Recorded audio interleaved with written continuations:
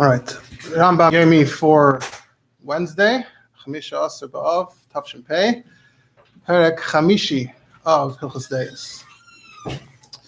So after we learned in the previous prakim various matters that relate to a person's behavior in general, so now that Rambam is going to focus in this parak on very, very specific behavioral details of the person he describes as the Chacham. And this is essentially a very, very wide-ranging collection of all kinds of ideas from Chazal throughout many places in Chazal.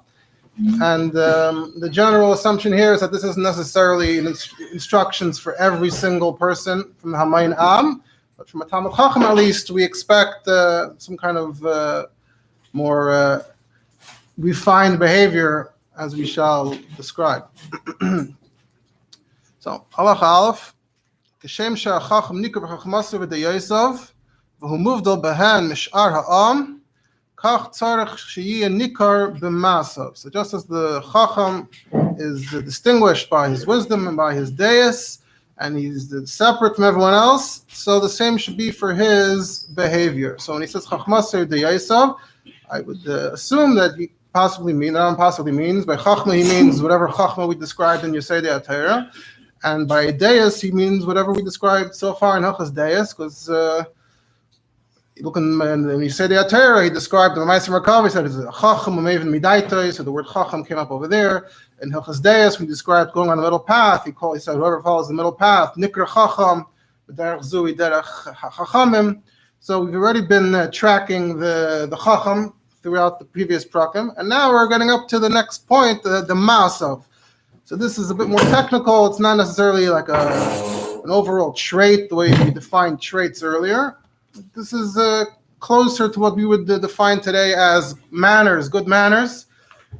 More recently, maybe in higher classes and in certain societies, it's like a thing that, children are trained, they're taught by their parents to have good manners. But it seems that in ancient times or in other cultures, it's not necessarily something that everyone gets taught to behave with good manners. So it's sort of defined as something that the Chacham is particular about having good manners. And it's, whenever he becomes a Chacham, later we'll see about the Pinchas ben Yair, that he said when he was Oimid al Daitoi, when he became conscious, I'm a Chacham, he started behaving a certain way. Anyway, so here we're going to see 9 things, and then the Rambam is going to, the rest of the parak, the Rambam is going to be going through each of these 9 things and explaining each one in greater detail. So it's b'machalei, b'mashkeyu, b'bilasei, b'siyas tzrachav, b'diburei, b'hiluchai, b'malbushei, b'chilkul dvarav, b'masai, b'matane. So eating, drinking, relations, bathroom, speaking, walking, dressing, managing his affairs and his business. And all of these should be done in the nicest, most refined way possible. Sleeping too? Not mentioned here, no. So, I'm going to start with number 1, eating. So what's the story with eating? Ketzad, how does that work? So he says, Talmid Chachamim. Now, just on the stylistic note of the word Talmid Chacham, in Kisvei Yad, the way it's written in the Rambam is Talmid Chachamim. In the regular prints, it says Talmid Chacham, I think. It's just one of the minor spelling things that you see that once there used to be a greater variation and different people wrote different ways until one thing became the norm and now everything was sort of rewritten to fit with that. But so when I'm going to read from inside, if it says Talmid Chacham, I'll read it that way. But if I'm speaking myself, I'll say Talmid Chacham, which is what we usually say. So Talmid Chacham lo yeh gargaran, shouldn't be a fresser, as we might say. And he's going to specify 3 details here. Someone who's forgetting the correct term in English, but someone who eats a lot, someone who overeats. So first of all, what he's eating is something that's healthy, and it shouldn't be big bites. It should be eating in a refined way. And he shouldn't be stuffing his stomach like those who get so full of food and drink that their stomach distends. So now speaking of eating the right kind of foods, so that already came up in other contexts. So for example, in Perek Gimel, when he spoke about your life philosophy should be that everything should just be for its utility, not for the pleasure. So that's one way you get to the idea of eating healthy. In Perek Daled, which is the Perek of Tuesday. He speaks about it in terms of pure health reasons. And today he's coming from the angle of manners. Good manners is also to eat normal, healthy things and not overindulging in unhealthy things. To fill his stomach seems like just overeating purely to eat too much. And when he says the stomach is so full, so either he means on the spot. Sometimes you just overeat on the spot. You have to sort of open your clothes up, loosen your clothes up. But it could be, it also includes those who gain weight in general. It would also seemingly be included. So now he brings from Sukkim and Chazal, Aleim Mefurish Kabbalah, people like this who are not behaving like the Chacham. He says the pasuk Malachi V'zeiresi Perish Al Pneichem Perish Chagechem. Hashem says, I'm going to throw the waste, the bodily waste in your face, the bodily waste from your holidays.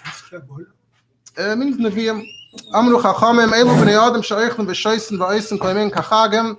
That the pasuk is referring to those who, it's not a specific holiday, it's those who, their whole life is one big party, one big holiday. So the original context there seems to be those who are being disrespectful to Hashem with karbanis. Hashem is saying, I'm going to respond in kind, but the Rambam is bringing from Chazal. Chazal actually say those who abandon divrei Torah and make their whole life a party. And the Rambam takes out the abandoning divrei Torah part and just says it's a general idea that those who are eating in a decadent way, it's past that it's appropriate to say to them, I'm going to throw you your waste, your bodily waste in your face from these parties. Of course, there's also a pasuk that's brought Chassidus in the context of Berurim, that on weekdays in Yom Tov, what we eat is Berurim, so there's Perish, there's the good part, there's the bad part, but Perish Shabbat Chemleika Amar, Shabbos, the food is pure. Just point that out. And then continues and then brings more psukim. There's a pasuk in Yeshaya that says, eat and drink, for we'll die tomorrow. This is how the wicked people eat. Now, seemingly the context in Yeshaya is regarding the Churban, that there are those, instead of taking it to heart, wow, I mean, our whole life, everything is getting destroyed, but there's like a sort of, people that want to just disconnect and make one last party before they die. And that's what the Navi is talking about there in context. But the Rambam takes out of it as just sort of a general nihilistic, someone who's just eating with abandon, without regard, because who cares? So that's a very, very bad approach. And it's tables at meals like these that the pasuk condemns and says, and also in Yeshaya, the tables are full of vomit and bodily waste without any room. So again, the context there, first of all, I don't think it's literal there or here, but in Perek Yavis, this pasuk is cited regarding those those who ate and didn't say divrei Torah. It applies this pasuk. But the Rambam seems to be taking it, as close to literal as possible, to say that the meal is so decadent that it's like, it calls to mind. You look at it and what you think of is vomit and waste. It's disgusting. Chacham, he only has one dish or two, and that's it. V'dai eats when he needs, and that's it. And this is what Shlomo is describing when he says, Mishlei tzadik eichel l'seiva nafshay.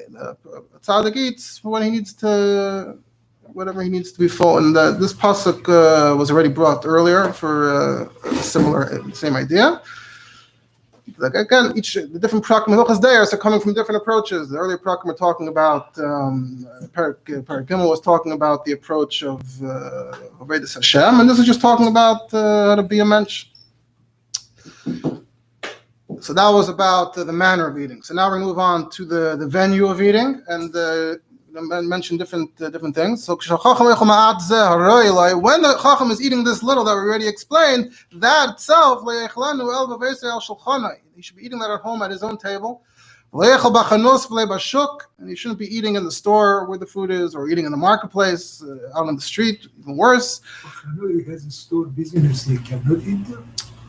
I don't think they necessarily had. What restaurants today would be, what category they would be in would be a question. But it just sounds like he went into the grocery store to eat and to buy something, and he's munching on something in the grocery store. That would be the equivalent today. Shuk is like we're eating in the street. So unless all of a sudden there's some kind of urgent, he suddenly got so hungry and he needs to eat something before he collapses, okay, that's an exception. But otherwise, not to eat outside, so he shouldn't be making a fool out of himself, not looking impressive to other people. It's also mentioned Hilchos Deios about those who eat outdoors and whether we can use them as Edom. Anyway, so that's number one. And then even if he's not eating outdoors, he shouldn't eat by the simple folk. This is also mentioned in Yesodei Torah in Perek about Kiddush Hashem. And another overlap we're going to see here. Some of the details in here are going to overlap with what he described there about Kiddush Hashem. Again, you have different angles for the same idea.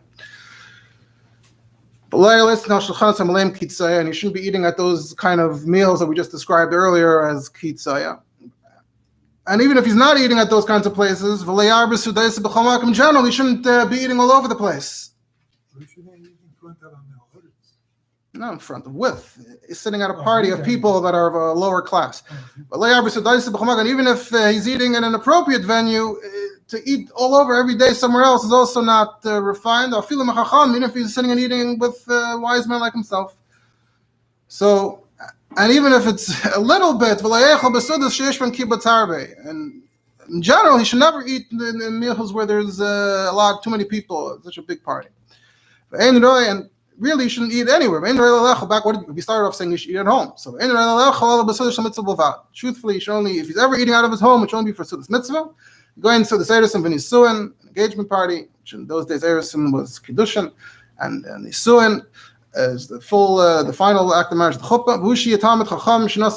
And even then, it should only be if it's a Talmid Chacham, the daughter of a Talmid Chacham. And then, so that's all Chachamim. And then already early we mentioned sometimes you have Chacham, and then you have Chassidim. Chassidim go even a little further. So with Chassidim, the early Chassidim, what they did was they never ate ever outside their home. Any meal that wasn't theirs, they didn't eat. What's the source? So the Kesef Mishnah says it's in Chulin. It says over there, Pinchas ben Yair, so since he became who he was, he made this gather. He's not eating food that's not his at all. So that was number one. That was the eating. Now we move on to number two, the drinking. Halacha Gimel. They wouldn't go to the wedding. They wouldn't go to the wedding. He wouldn't eat there.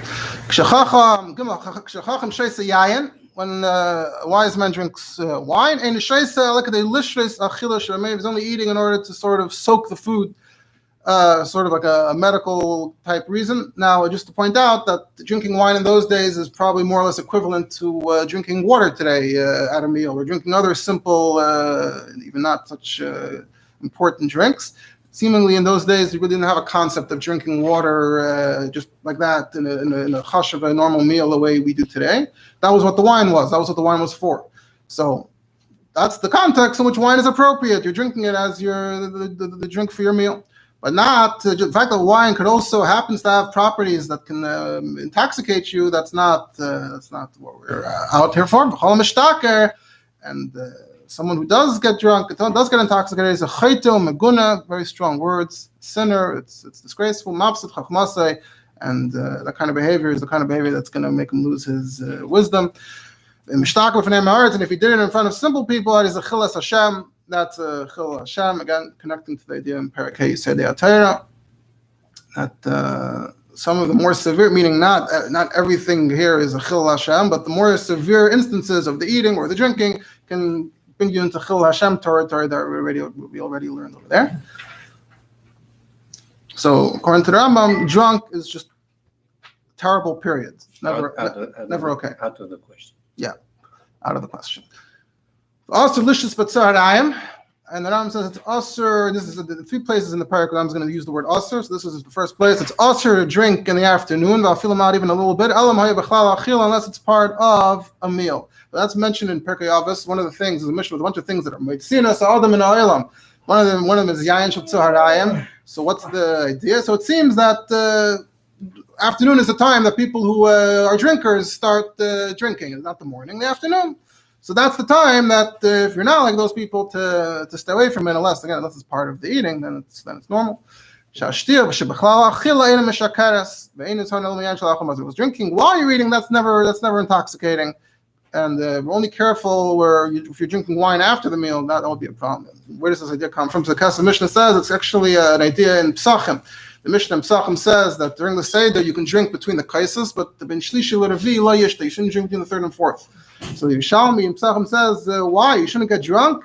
He's been drinking the whole Seder. What's the difference? Or we drank before between the kaisos. What's the difference between the yayin in the middle of the meal and the yayin after the meal? Shlishi Revi is taka after the meal, but what's the difference? Shalmi says, no, wine after the meal, just drinking for drinking, that makes you intoxicated, and move the meal, no. All right, so that's the drinking. Now to number 3, the lasai, we'll try to keep it relatively short.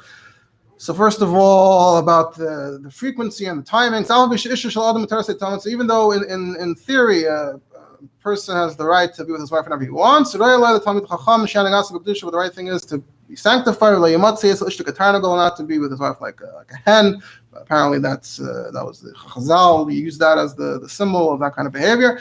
Shabbos from Friday night to Friday night. If he's up to it. Mesaper is a euphemism. Chazal, but it's the same what we're talking about here. It shouldn't be the beginning of the night. And Rambam adds, because then his stomach is full. Not at the end of the night, Rambam adds, which is when he's hungry. Move the night, when the food is being digested, but he's not hungry yet. That's the best timing.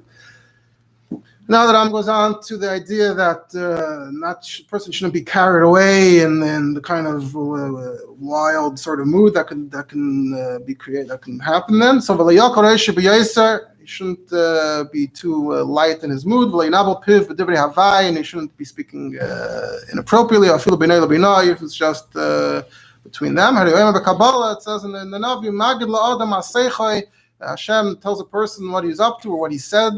Chacham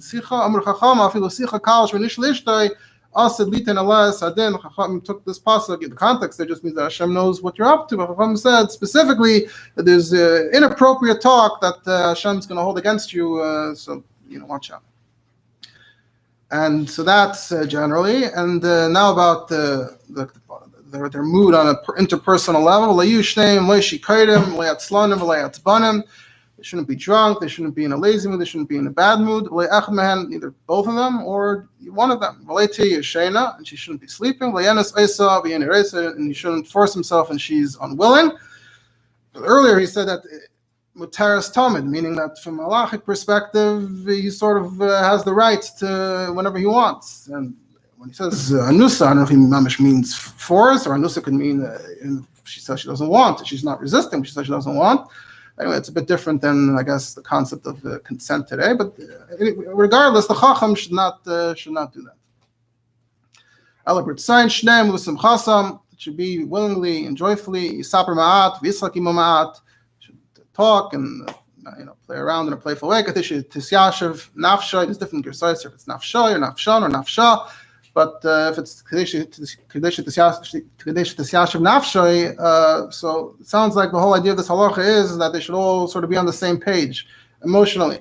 So if a person's all riled up, he could sort of be sort of selfish in his own head. He's not thinking about the other person. So by interacting, they sort of come closer together emotionally, and then they're in the right place.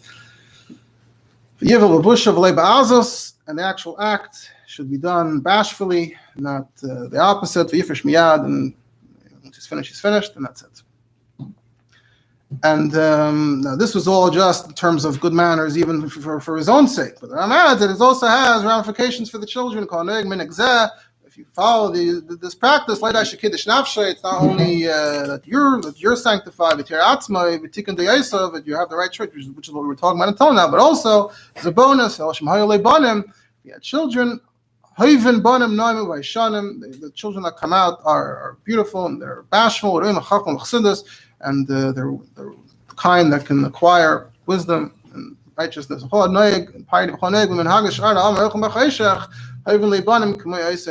those who behave like the common folk behave, so that's how the children turn out as well. Of course, this concept like this is brought in Tanya and the Perek Beis, Makadosh Atzmai. Anyway, Okay, so now we move on to number 4, which is Siyas Tzrachov, the bathroom. And also, we'll try to keep it relatively short. So, first of all, he starts off about Tznius in general. Tznius, Gedol, Negam, Tamid Chacham, Ba'atzman. Tamid Chacham are very tzniustic, modest in their dress, in their privacy. Lo yizbazu, they don't walk around in an embarrassing way. They don't expose their head or their body. When it comes to exposing their head, so this is, you could sort of say that this is before the yarmulke was invented, because up until a certain point, that was just part of the whole dress. The headgear was one big part of the dress, and at some point in history, they made a yarmulke. Also, even before, I don't even know if the first Kairos that speak about Kisi Harosh, just to put something on your head as like its own chiyuv, is I think a bit later. But back then it was just a natural part of sort of Middle Eastern dress, that someone who exposed his head is walking around almost like half undressed. So that's it's part of tznius, le'igal Harosh. And now from there it continues into the main point, which is Beis HaKisei, which of course in that time and in those places was not quite the way bathrooms are set up today. And apparently common behavior out there, so you had a big variation between those who try to be tzniustic and those who were totally lacking any shame in public. So that's where the context for these kinds of malachas is from. So afilu b'shash yikanas lebeis hakisei, even when he's there, yitzanua. You have to be private over the gal b'gad not to lift his clothing or expose his clothing until he sits down. Not to use his right hand to wipe without toilet paper or whatever in those days. Stay away from people. Don't be near other people. The Rambam is using language from the Gemara where you just try to go to the furthest spot away from people that you can find. And that's where he relieves himself. So first of all, specifically the behavior in the Beis HaKisei should be b'tznius, and then now that I'm going through the actual location. So first of all, ideally you should be ched l'fnei cheder. If you're not in that kind of situation, that you just need to go, and there are no bathrooms anywhere, so you just have to pick a spot. So if you're behind the gate, you should try to be far away from other people so they shouldn't hear the bathroom noises. And if there's even no gate, you're mamish in an open area, sort of, at least try to be far away from anyone so no one can see that he's exposed. And while involved, you should not be speaking. I feel it's a God even for important need. It shouldn't matter if it's day or night. It shouldn't be a matter if someone can actually see you or not. It's just an inherent kind of behavior. In general, due to the whole bathroom situation in those days, if you just go in the morning and in the evening when you're home, then you will have a problem if you're stuck in all the day and where you're going to go, and you have to go far away from people to be tzniustic. That's what he has to say about that. Okay, moving on to number 5, speech. So it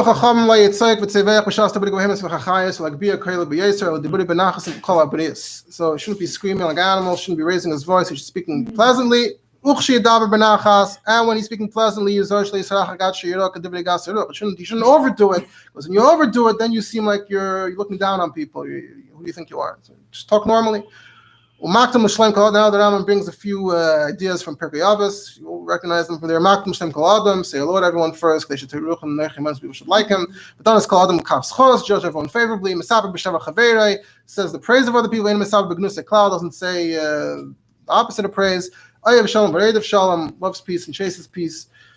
Is including all of this in his manner of speech. Regarding speaking about praise and not the opposite, is actually a whole sikha. I'm not going to be able to get into that at all. But Hilchos Zayin, Emor Aleph, all explanation about this line here that the Talmud Chacham, this in Perek Vav. The next Perek is also going to mention something, but he's not going to mention no gnus. Here it says shevach and no gnus. So the Rabbi explains that a Talmud Chacham is able to fix someone. He's able to attack on someone specifically by emphasizing the shevach, by emphasizing the good. That's how he eliminates the gnus. Actually, it's not just a technical thing to say nice things and not nice things. It's the way the Talmud Chacham has hashpah on someone by bringing out his good side. See the sikha there at length. So this is more ideas in Perek Yavitz is all actually from one Mishnah in Perek Daled. You should only speak when it's appropriate. Then you speak. Otherwise, be quiet. So for example, don't try to calm someone down when he's angry. If someone makes a promise in the heat of the moment, don't start questioning him about it till he calms down.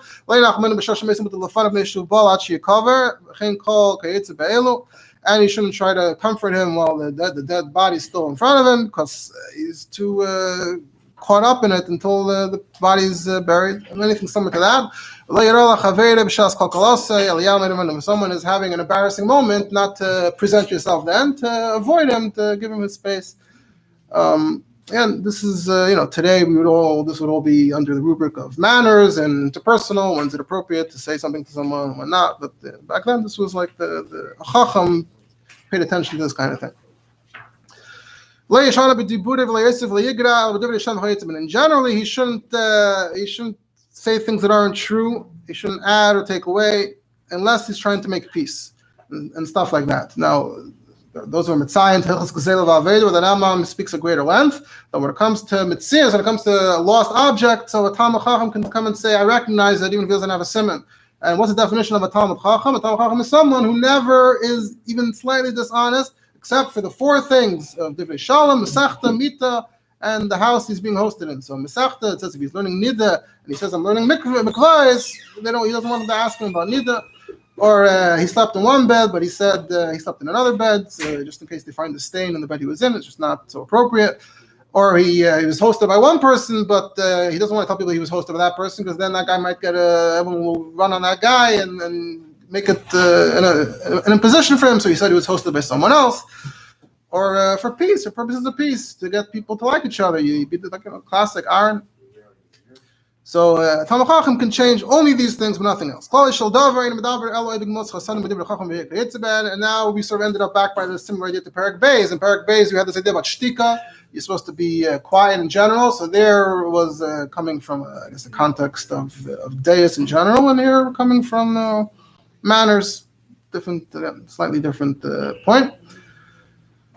And now, finally, there's some people you should never really be seen speaking to. You really shouldn't be seen speaking to women at all, even if they're related to him, because it doesn't look appropriate. All right, I move to number 6, how he walks. You shouldn't be walking with fully erect posture, with his head up in the air. So this is a famous pasuk in Yeshaya that speaks about how the women were not very modest. They did all kinds of things to draw attention to themselves, and this is a pasuk that gets cited till today in different discussions about that kind of stuff. The Rambam is applying it also to men, even if it's not the same kind of problematic attention, but it's a vain, it's vanity. It's not the nice way to walk around, even if you're a man. And similarly, to walk with one foot just slightly walking slowly in front of the next. Too slow, the way the women or certain vain people do. Also continuing from that pasuk describing how they walk slowly and noisily. Right. But you shouldn't do the opposite. Don't overdo it. Maybe someone who wants to be very righteous is going to try to go to the other extreme. You shouldn't go to the other extreme. You shouldn't be running and acting crazy. You shouldn't be bending over as if he has a hump. Just walk down like the way you do when you're davening, just not looking around. Just walk normally the way a person who would be preoccupied with actual business. So even if you're not preoccupied with actual business, but that's how you should be walking. And then Rambam just sort of says this is actually sort of the test. If you want to, what's the test of a chacham? This actually is a good way to test what kind of person, to assess what kind of person a person is. Just alone from the walking, you could tell if a person's an intelligent person or not. I don't think Hilchos is talking about actual walking. It probably just means that whatever a fool does, he makes himself look like a fool. The Rambam takes it literally here. In the actual derech walking, is sort of announcing to everyone how foolish he is. Malbush, number 7. First of all, it has to be clean. It has to appear clean, a kind of a stain or grease. And also the kind of clothing. Yilbash Mamash Malachim can big dezav or gaman. He shouldn't be wearing way too fancy. Shakam Mistaklim Behen, then everyone's looking. Way Malbash Aniyah and not too poor. Shemavaz Leif is embarrassing himself. Just nice, average, plain, shouldn't draw attention.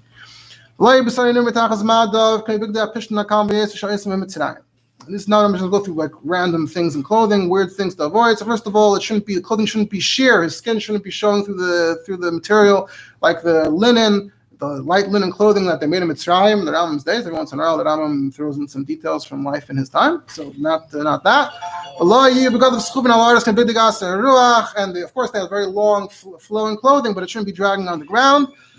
That's a haughty kind of way. Al-Ada carry just to his heels, and his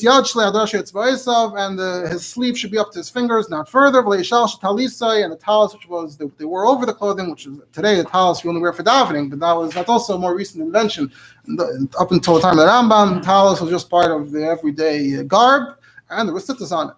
So the talis should be pulled up more to the top part of the body, because if it's hanging down, looks like, who do you think you are? If you don't have Shabbos clothing, then the Shabbos thing to do is to lower your talis down. So we just wear the talis just for davening, so most of us we just have it hanging down. It's not the same thing, I guess. You shouldn't be wearing tattered shoes in the summer, but in the winter, you can't get mud in your shoes. Now this is about like something, the kind of things that like have a connotation of looking for trouble. He shouldn't be walking out perfumed. His clothing shouldn't be perfumed. He shouldn't have perfume in his hair. But if it's just on his skin, on his body, because it's sweat, the smell, deodorant, that's okay. Shouldn't go out alone at night. And in those days, generally, once nighttime came, there was no light outside. There was no reason to be out. People went to sleep and stayed home. So someone who's out at night, it looks suspicious. You don't want to look like you're up to some trouble. Number 8, managing his affairs. To finish off, so a person lives within his means, and that's how he dresses, and that's how he eats and drinks and feeds his family. We'll see about dressing in the end of halacha, and shouldn't overextend himself financially. So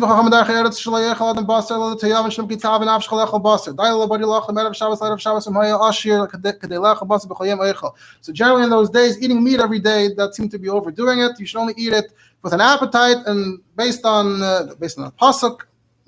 And Chazal said, the Ram says, from Erev Shabbos to Erev Shabbos. Erev Shabbos means Friday afternoon. I guess they used to daven and start the meal while it was still daytime, so it was called Erev Shabbos. But the Friday night meal, that's the time for meat. Unless you're so rich, that's the normal diet. This is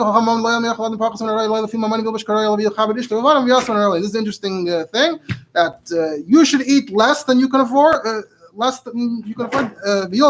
You should dress is exactly what you can afford, and how you treat your wife and children should be sort of more than what you can afford. Interesting. Yud Aleph. Derech Bali Deios, Shik Bali Adam Malacham, Fernesla said Chil Vachak Yun Beis Dir Vachak Yis Isha Shnem Hayes Shana Tekan Lechil Shabana Bayis Chol Sheyeres Isha. So he says the order is first business, then a house, then a wife. He brings the psukim. Interesting, the psukim are not actually in that order. That's a whole discussion. There's Rishimis from the Rebbe about it. No time. Allah Tibshim Aschil Nis Isha Vachak Timtza Yad Dik Rabayis Vachak Besav Yam Yachs Vachak Omnus Hispanis Panasag Machinu Yom Baklos Yishas the artist Bayis Tivnik Kadam Tita Klam Yum Asacha Fuchn Yishatzir Derchacha. I'm just going to have to say it very quickly. Overall, that you go in the wrong order, then you're stuck financially, and that's a klala, and the brachas if you do it in the right order.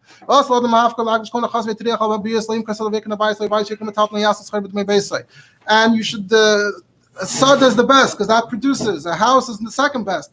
Don't convert a field into a house. Don't convert a house into some objects. You have to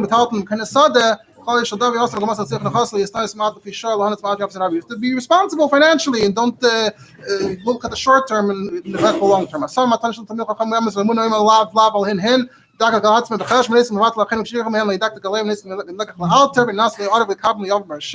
be very honest, no is no, yes is yes. He's very careful to pay others, but he's nice and he goes easy on other people. he pays right away. We also have this by Kiddush Hashem, and you shouldn't get involved in other people's loans, be an R of a guarantor of other people's loans. He holds himself responsible, even if Torah says you're not responsible. But if others owe him, he's nice on them, he's easy on them. You should never go into anyone else's business and hurt anybody in that kind of way, and financially. You should be on the losing end, not on the winning end, and on the fighting end. Here it's specifically in a financial context. Very proud of you. We had this possible Hashem as well. All right. Yeah.